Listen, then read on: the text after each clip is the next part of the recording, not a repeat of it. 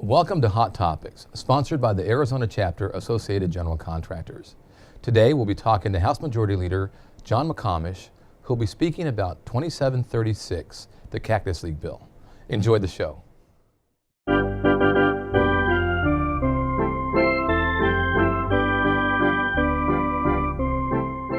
We represent construction industries. Right. And so I'm curious as to how much construction this will bring to Mesa or to wherever the facility lands at the end of the day. Yeah. I'm assuming it's going to stay in Mesa. What are we talking about as far as construction dollars? It's significant, and I'm sure you and your members are going to be interested in this.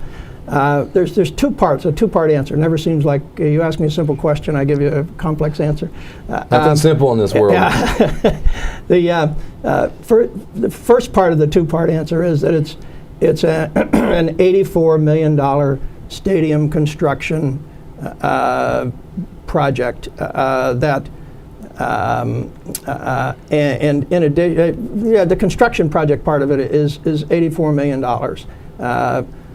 A piece of that would be paid for by the surcharges that I'm talking about, and then another big piece of it would be paid by the city of Mesa, where they would have to take it to a vote of their people. Once we pass the legislature, then Mesa would have to do a vote of their people for their part. So it's $84 million construction project. The last stadium that was built was in the $100 million range. Now the reason that was more is that it actually was a complex for two teams. This would be just for one team, so it was a little bit less. But I know that it was about a 14-month project, the last one that was built. Approximately 500 workers on the job for 10 months. And then another, I believe it got up to about 700 workers for the last 4 months. So it's significant money, significant number of jobs for the state of Arizona. In addition to that, what the Cubs want to do, which really excites me, is that they want to develop something called Wrigleyville West. And that's totally on their dime. No state, no public money, no surcharges, et cetera. That's entirely up to them. But if they get a new stadium adjacent to it, they want to build this Wrigleyville West, which would be an entertainment complex. It would have a hotel, an amusement park, and they're still developing, all the pieces that would go to that.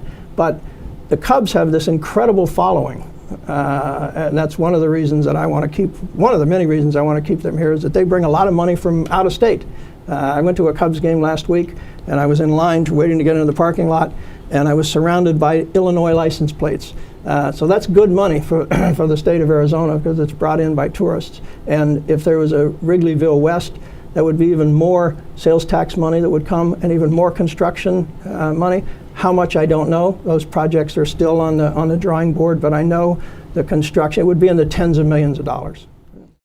The timeline on this, what are we looking at as far as when the bill has to get out this session? Bill has to get out of the legislature this session. It would have to be passed. The city of Mesa would have to do their part in the fall. And then as early as next spring, summer, we could start moving. Turn in dirt. Let our members know what this means to our economy. I mean, are there any fiscal analysis as to how much A, the Cactus League brings into our economy, and B, how much of that is the Cubs piece? Okay, it's the Cactus League itself. On an annual basis is close to $400 million to the economy of the state of Arizona. The Cubs are $138 million. If we lose the Cubs, we lose $138 million of economic activity. Well, that would seem like a no-brainer for just looking at it from the layperson's perspective. It seems like a no-brainer to get this thing done. But you are meeting some resistance from the league. I've read in the papers that the league is giving you some pushback. Explain that resistance and why, and then what is, I guess I'd ask, are there solutions to those problems that they've brought up? Yeah, I think so. Part of the problem with the teams, I mean, if you start out with the premise that, hey, I've got a great idea, you're the owner of whoever it might be, we're going to charge all your fans a surcharge, right away you're going to think, I don't know how good an idea this is, I don't want to hurt my attendance, et cetera, et cetera. So I understand some of their pushback on it. What I don't understand, and I'll attribute to misinformation, and maybe we haven't done a good enough job getting the word out, is that it's not, it keeps getting referred to as the Cubs bill. It's actually a Cactus League bill. Proposition 302, which passed in 2000, over a 30-year period, provides $200 million to Cactus League baseball for refurbishment stadiums, building new stadiums. We've tapped that out. It's insufficient. The economy is hurt, certainly.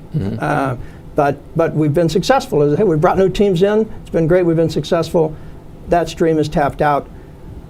This stream that I'm proposing will provide $180 million, almost as much as the original.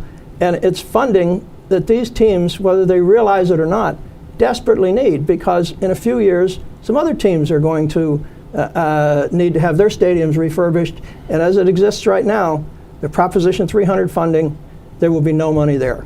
Well, I'm providing the money not just for the Cubs, but for the entire Cactus League. And we're meeting with the teams next week and trying to get them to understand that. Okay, so it looks like you're open to ideas. Oh, absolutely. Okay. Yeah, I've said from the beginning that a surcharge on rental cars, I mean, that has some downside to it.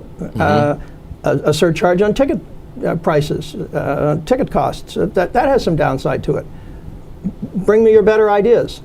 The only idea that's come forward, which, as I said to the folks that brought it forward, it's got a lot of, is a TIF financing. And at the legislature, as you probably know, TIF financing, as I said in committee, TIF is a four-letter word. We had bad experience with the Rio Nuevo project with TIF financing in Tucson.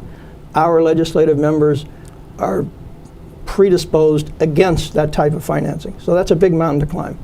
In addition, no one has showed me how that will work to create, where's the bottom line? How if it's a perfect solution, then I'll go to work to overcome the legislative problems. But nobody's shown me how that'll work, how it pencils out, and I've given Major League Baseball an hour and a half to sit down and explain that.